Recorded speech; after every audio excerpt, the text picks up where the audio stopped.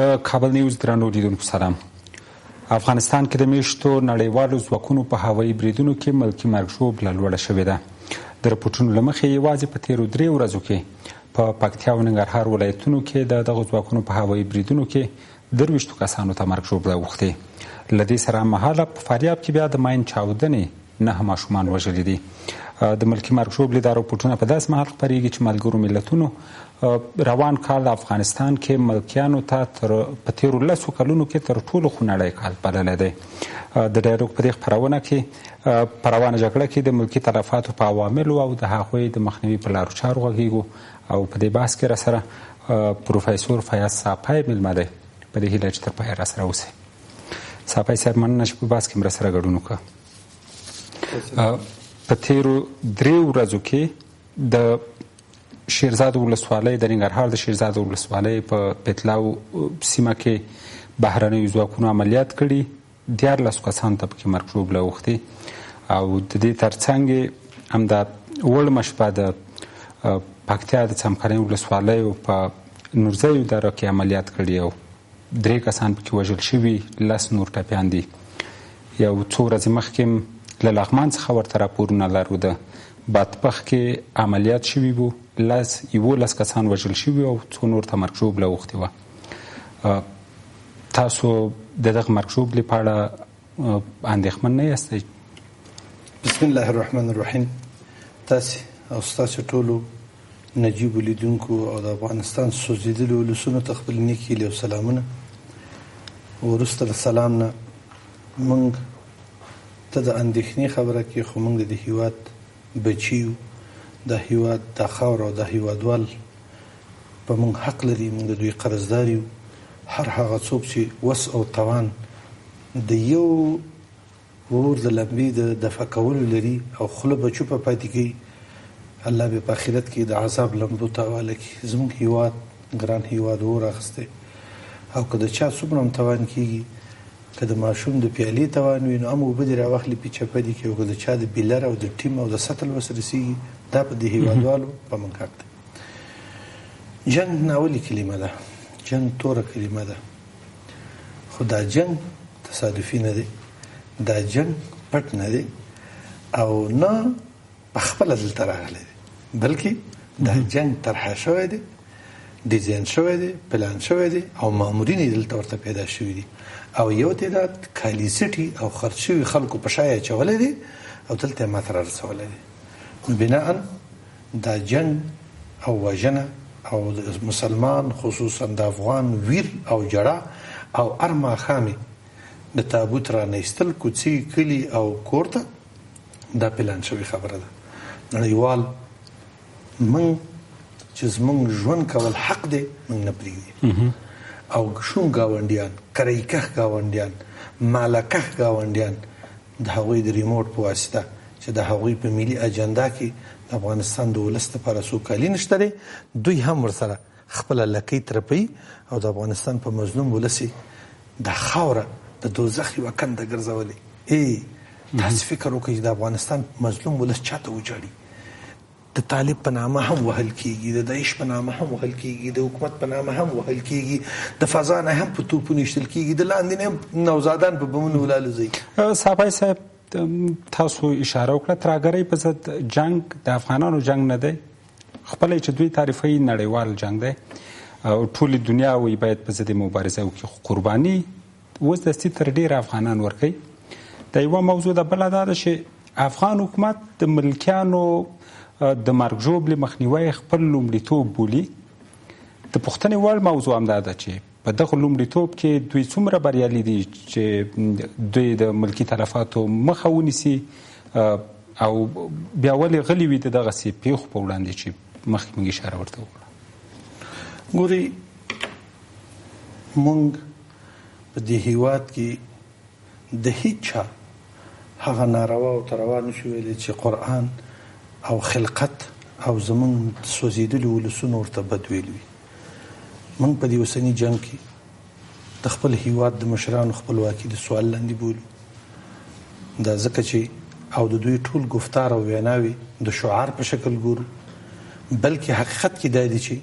د بادار سترګې ګماري چا چې دوی موږ ته په څوکیو کېنولي دي، څوک چې دوی ګټې ساتي او دوی د هغوی ګټې ساتي. دا یو فارمول جوړ دی. د الله په عذاب موږ ګرفتاره شوي یو. زموږ ارکانو ته ای کاش چې د افغانستان د مظلوم ولس وینې ګرانې وي، د مظلوم ولس دردونه، چغې، فریاد، کور سوځېدل، کنډوالي، لوټماري او د هیواد د ملي ټولو طبیعي زیرمو چورو تالان او یا افغانستان باندې اړه سوځېدلی، یا یې مینه ورسره وي، یا یې محبت ورسره وي، یا الله ورته ډېر ګران وي، یا رسول ورته ډېر ګران وي، په یوه لار روان وي. مګر متاسفانه موږ د دوی واکونه مو لیدل، موږ د دوی ژبې مو لیدلي، موږ د دوی اعمال مو لیدل، فقط د خلکو د غلطولو لپاره او د بازار د خوشحالولو لپاره او د ډالرو د بوی کولو لپاره د خلکو په سترګو کې خاورې ور واچوه، شعار ورکه او په ګوتو شمار که کم کس تیم پکې وي د هغه چغه هم ځای ته نه رسېږي، ځکه د هغه سره خپل معاون په لاره نه ځي، د هغه سره معاونین په لاره نه ځي، وزیر د داخلي ورسره په لاره نه ځي، ځکه وزیر د داخلي ژوندی دی او زما د رئیس جمهور په عکس باندې په اتیا میترۍ کې ډزې کېږي، کته راغورځول کېږي. زما د هیواد به حیثیت څه ابرو به څه، زما د دغه وزیر نه به چا څنګه سترګې وسوځي. نو بناء دلته خلک سپین سترګې شوي، دلته نړیوال موږ ته یو ضعیفه حکمراني چې نه د خپل ځان پوښتنه وشي کړې او نه د ولس. تاسو د حکومت خو تاسو ویل داخلي ستونزو ته اشاره وکړه چې موږ حکومت کمزوری دی او یا دغسې کسان پکې دي چې نشي کوی دغسې پیښو په وړاندې غبرګون وښیي. ملګري ملتونه دي، د بشري حقونو نړیوال ادارې دي، هغوی هم غیر د دې نه چې اندېښنه وښیي او یا خپله هغه ځان شریک وبولي په دغه غم کې. موږ سره نور موږ څه ونه لیده د هغوی نه. موږ د ټولو خبرو ته راځو. د بشري حقونو تر عنوان لاندې چې کومه ډرامه روانه ده، دا بشري حقونه نه یا د بشر حق نه بلکې د معاشر حق ته وایو. دا فقط د نړیوالو ټولو کړنو ته د باور ټکی کېښودل او زموږ په مسلمانو ولس باندې د 1,00,000 روپو قیمت کېښودل چې هر چا په هر ځای کې مړ کړي 1,00,000 روپۍ ورته ورکړي. دوی فقط هم دا کار کړی. نه تر اوسه پورې د یو مجرم نوم واخیسته، نه مجرم نړیوالي او داخلي محکمې ته معرفي کړ، نه اوسه پورې د مجرم په وړاندې باندې په خپله مبارزه وکړله او فقط دوی چوپ پاتې دي. آیا دا پیرانو ته دا راپور ورکوي که ملایکو ته ورکوي که په آخرت کې بیا دا رب په وړاندې باندې وایي؟ ما خو دوی ونه پیژندل، فقط خپل معاشونه اخلي. یو ملک التوافي شروع کړې ده، یو شاهي نظام دی، 15 کاله کېږي د بشري حقونو په نامه باندې په موږ باندې یوه ښځه یو توتکالې ناسته ده او دا وزر یې په موږ اچولي زه بشر حقونه غواړم. دا څنګه د بشر حقونه دي؟ ماشوم مې څیرې کېږي ته غږ کولی نه شي،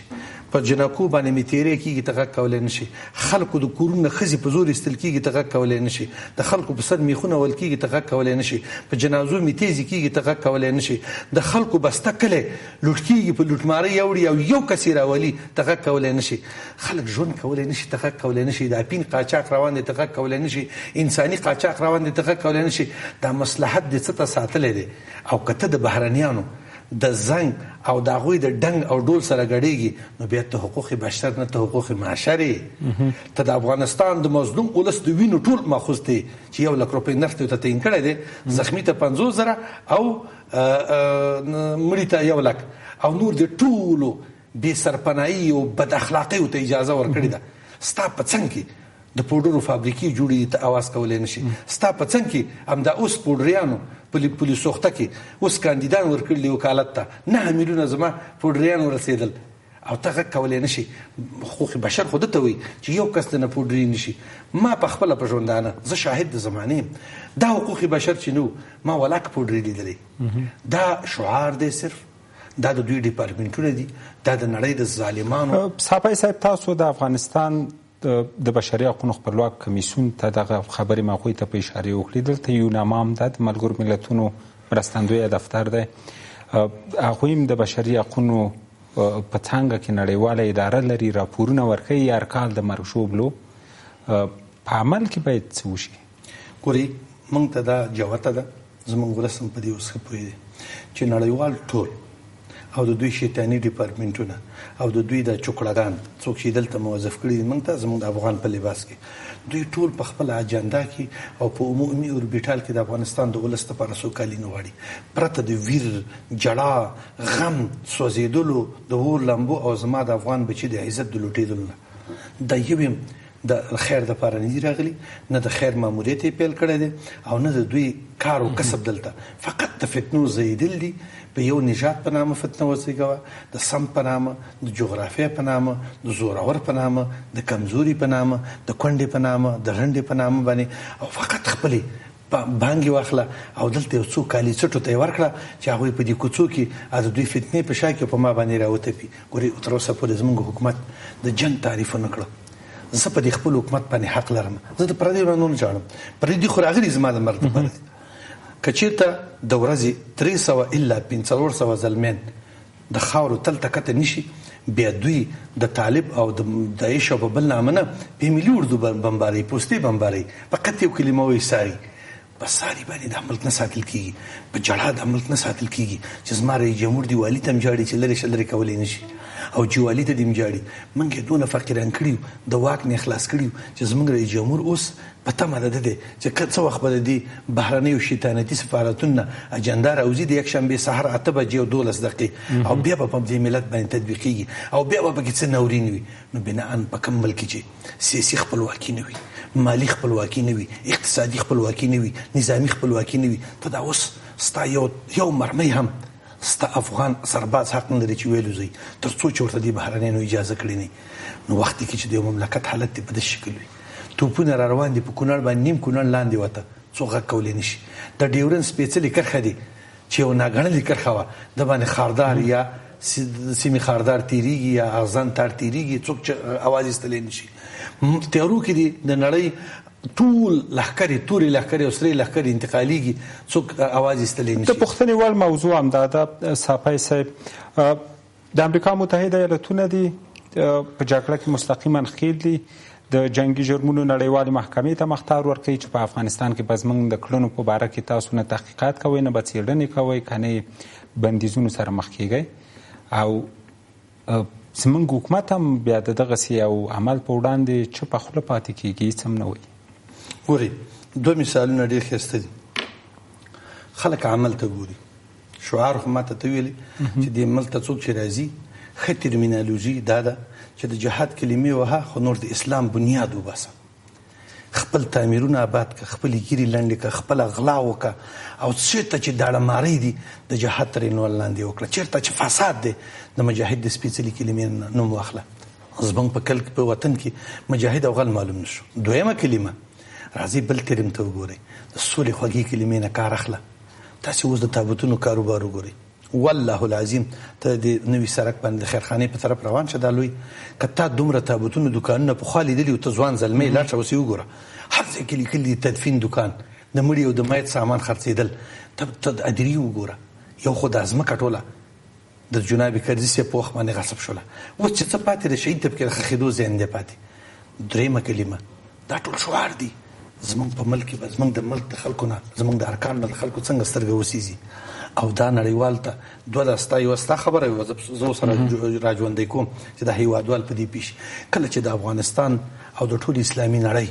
په قطبه کې چې موږ ته قبله وایو او هلته عربو یا اصطلاحي چې اصلا دا جنگ موږ ته د عربو نه راځي پیسې دوی ورکوي اساکر یې غربیان دي او لالکه په ما ده دا جنگ د نړۍ دی او موږ پکې منګه دا جنگ ګټې زموږ نه دي دا جنگ ګټې نورو ته ځي او مري پکې زما مور خور ورور او جړا او فریاد دي زما ماښام ته غم یې ما ته راځي ګورئ کله چې هلته دغه روانه وه غونډه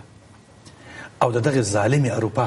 یا د دې غرب هغه سرلښکری راغی او تر ارګه پورې راورسېد خو زموږ ارګ خبر نه کړ چې زه را روان یم وزیر د خارجي راغی او زموږ د رئیس جمهور دا ورمېږي ونیو سره راتاوې کوی لالا ما سره خبرې وکړه او کانفرانس یې ورکړه که څوک وایي هر چېرته د چا سره خبرې کوي خبرې خپلې دي خو زه یې وژنم تړمې وهمې ټکومې څه معنا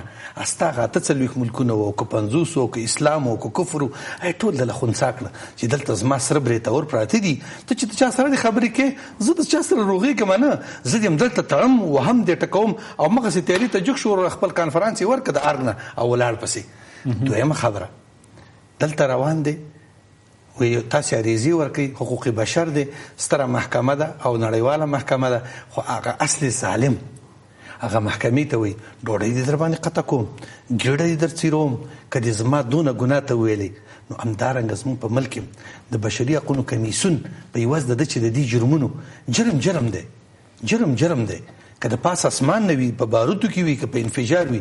دا جنگ د مولا او د چړي نه دی په دې باندې د بشري حقونو والا چې دوی کېنولی دی چې فقط زموږ صفت کوه او زموږ ګناهونه پټوه دا فقط دوی ته ناست دي که یو نامه ده که نور دي که بل دي 12 کاله کېږي 48 ملکونه راغلي دي د عذاب د الله په موږ نازل شوی دی او موږ یې د ورکوټي جنګ نه راوینېستلو د حیرانتیا خبره ده د خجالتۍ خبره ده چې د درې ولدي کوڅه چې ته ورته وایې چې طالب دی او هر څوک چې دی دوی 10 ډلې او 48 ملکونه دي نیمه ډله هم ورته ناست تیارم ده توپ هم دی ټانګ هم دی خو که په تا کې صداقت وي که په تا کې ایمانداري وي که په تا کې انسانیت وي که په تا کې شرافت وي او تا د دې هیوادوالو سره واقعا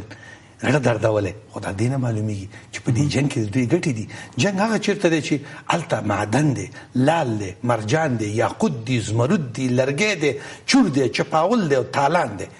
نو بناءً زموږ په ملک جنگ تعریف نشو ګلونه جنگ زموږ دپاره پردو خلکو راوړی دی زما په دې ورمېږي کې دی او دا جنگ غربیانو راوړی دی دلته سره یو څو کالي څټ یو ځای شوي دي چې دوی ګټې پکې دي چې هغه نه خدای پیژني نه رسول پیژني نه ملت پیژني نه د خلک پیژني اوس ټول خلک په دې باندې واضح دي ګورې دا د حیرانتیا ځای دی چې یو 48 ملکونه دي راغلي او دوی دي که دا شعار دوی نه ورکوي او کار وي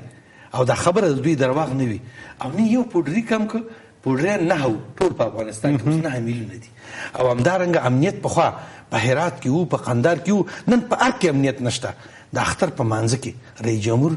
باندې مونځ غلط کړی دی د پل محمود خان نه ارګ ایشتل کېږي د بلې پلوه ډېره مهمه خبره دا ده نړیوال موږ ته په کومه څېره ګوري نړیوال زما د جوالي سیاست نه اندازه کوي هغه زما د والي سیاست اندازه کوي زما د وزیر سطحه ګوري وایي چې د مملکت وزیر څنګه دی کله چې یو د مملکت وزیران داسې وي چې د دوو پخو سړکونو نه په 18 د سنبلې باندې د ولدي کوڅه هلکان نه دا ټوپک اخیستی نشي د دوو پخو سړکونو امنیت نیولی نشي هغه ماته اوس راپاڅېږي او دا به وي او یا به بېګا ته ځي خپل مېرمن ته به وایي چې وزیر راغی ډوډۍ ورته واچوه زهر د شه داسې ډوډۍ چې په تا باندې ما د افغانستان دا زرین امنیت او زرین عزت سپارلی دی چې ته د افغانستان د دوو پخو کوڅو په کابل کې امنیت نیولی نشي او بیا دې پلیټونه هم دلته اچولي دي بیا دې زما څوکۍ مې اشغال کړې ده بناءً د افغانستان خلک اوس په دې باندې ښه پوهېږي چې دا یوه ډرامه ده او په دې ډرامه نړیوالو جوړه کړې ده او دا ګاونډیان یو سره شوم قاتلین نیولي دي او په داخل کې ورته کریکخ نیولي دي چوکړهګان او دې چوکړهګانو په واسطه باندې دا ډرامه مخکې وړي په دې ډرامه کې ځوان زلمی پوه شه د بیرغ ټیکه په یو دوکان کې غوڅېږي د پیسو تمویل مالی جنبه یوه ده د سلا شکل د جنگ موازنه ساتي چې کله هغه اړخ ته سلا کمه شي هغوی ته یې ورکوي ولایتو ته پرېږدي چې ټوله سلا ونیسي صرف دا ډرامه او د ډرامې نوم څه دی شعاري نوم یې سوله فساد ورکو او مواد مخدر ورکو او اصلي نوم یې د افغانستان د مظلوم ولس نه د عزت خپلواکۍ او د امنیت لباس او جامې وباسي موږ یې په کنواله بدل کړو په دې ملک نور څه نه دي پاتې دا نړیوال د دې لپاره نه دي راغلي چې زما ته د خیر راوړي تر څو چې د افغانستان خپل اصیل بچي او نر او تکړه او ښې زانګو زنګولي او ښې مورشودو ورکړي بچي یو د بل سره خوله خوله نشي د خپل هیواد په خپله پوښتنه ونه کړي په پردیو باندې د وطن ساتل امریکایان اوس خپله هم همدې ته راغلي خپله یې ورځ په ورځ د فساد موضوعات هم د سیګار په نوم اداره درووځي د دې ترڅنګ هم د تېرو ورځو کې نیویارک ټایمز ډېره مشهوره ورځپاڼه د هغوی لیکلي و چې په تېرو 6 میاشتو کې یا د روان کال له پیل راهیسې څومره تلفاتو راپورونه چې امریکا خپاره کړي دي طالبانو او داعش ته دا ټول غلط دي او دغه راپورونه دوی د دې لپاره نشري چې سپینه ماڼۍ دې ته واچوي چې خپل ځواکونه دلته پرېږدي په افغانستان کې د اوږدې مودې دپاره او یا دې دپاره چې دغه خپله تګلاره چې لري سیمې او افغانستان ته دا بریالی وښیي اوس دوی خپل هم په دغه شیونو قناعت کوي لګیا دي مونږ ستاسې د دې کلمې په جواب کې وایو د افغانستان څوک چې ژوند کوي دا خاوره په حق لري دا بچي په حق لري زما له دغه کمیشنکارو سیاسیونو وکیلانو وزیرانو مشرانو نه هیله دا ده چې دوی د ده په عوض چې په ملي پروسو کې خنډونه واچي او د خپل جب د منافعو دپاره راټول شي، چغې او تالان جوړ کړي چې د دوی خطرات پکې دي چې دوی بیا ولسي جرګې ته راتلی نه شي، بدې ورځې بنا کړي دي. راځئ یو ورځ د الله د رضامندۍ دپاره د رب مقام ته به ودرېږي او دا ولسونه او دا تنکۍ، دا وړې وړې خپړې، دا په بمونو الوتې پښې، دا رنګ شوي لاسونه او دا د ناوې تنکۍ تنکۍ ګوتې به او دا د شهیدانو ښایسته وربلونه به ستاسې دا ورمېږونه ماتوي. کمیشنکارانو تاسې دومره ونه شو کړی چې د اصل بادار ته کښېنې چې باداره څه د ماشومانو لوبې دې راسره شروع کړي دي، دا جنګ خو ستا دی، دا جنګ خو تا روان کړی دی. چغې ولسونه وایي چې تیارو کې انتقالېږي، دلته را انتقالېږي، هلته انتقالېږي، او چپ، وزیر چپ، والي چپ، قمندان چپ، او د احصایې د مدیر په شانې زنګ ووهه، والا لس توپونه په کونړ رال، دونه په زرمت رال، دونه په پکتیا رال، دونه په شرنه رال، دونه مخکې راننوته. والکه ستا او د یو احوال نفوس د مدیر څه فرق دی؟ د پخواني حکومت یو موضوع وه، مخکیني ولسمشر د امنیتي قرارداد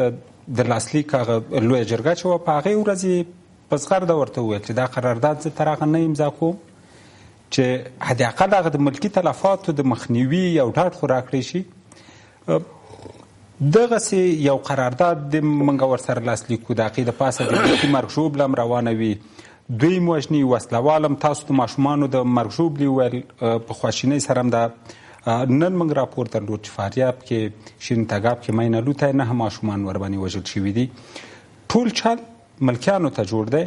اوس څه باید وشي حداقل چې دغه ملکي مرګ ژوبله خو ورسره راټیټه شي؟ ګورئ،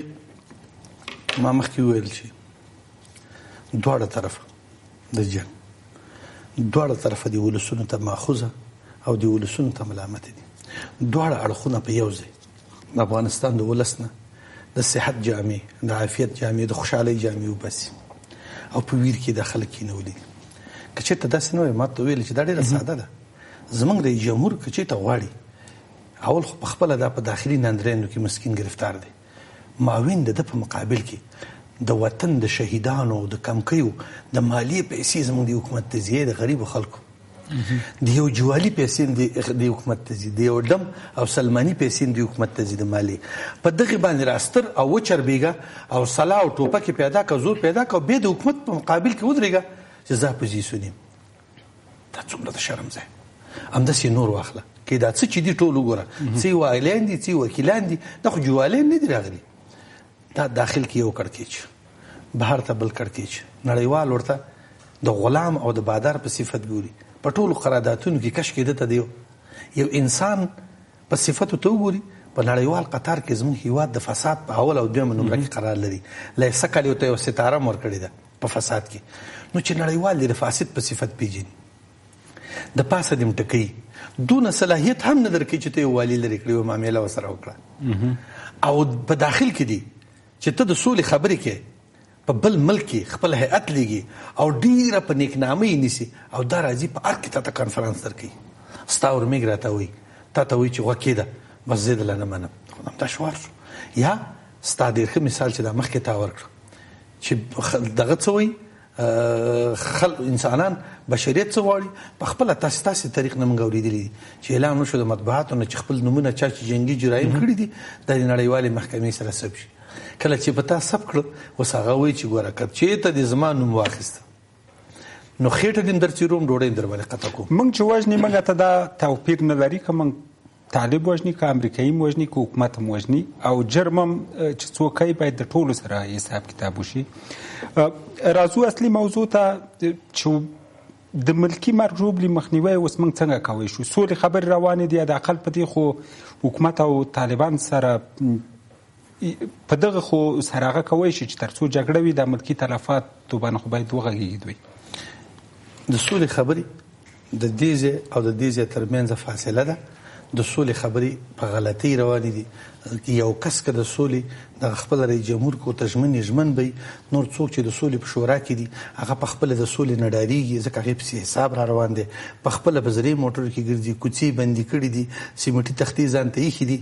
او پخوا یې په جنګونو کې لاسونه درلودل. سوله دلته مصلحو کسانو ته ضرورت لري. د سولې په فعلي شورا کې د سلطان محمود لاټان راټول شوي دي، منفقین راټول شوي دي، چا چې به حکومت ته کنځل کول.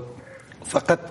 نړیوالو د صابون او یا د سپاک په شکل باندې خلکو ته ویلي چې د شورا ته جوړه کړې ده. دا شورا نه دونه واک لري نه چا څوک سولې ته کېنولی شي نه دوی په خوله څوک باور کوي. تر څو به وژل کېږو صافی صاحب پوښتنه چې وخت هم تر څو هغې پورې چې نړیوال په خپله اجنډا کې شیطانت او فتنې وانخلي او یا زموږ ولسونه را بیدار نشي او بادار ته ونه وایي چې باداره نور د سفارت هم در وتړه ما په سرو بریتونو غولولی نه شي. جنګ ستا دی ګټې ستا دي او مرم زه بچي زما جاړي مور زما جاړي خلک زموږ بې سواده شو ادرې زما ډېره شوې تابوت زما ډېر شو مرګ مړینه او د ځوانانو د سیالۍ نه دې خلاص کړم تر څو چې دا هوښیارتیا او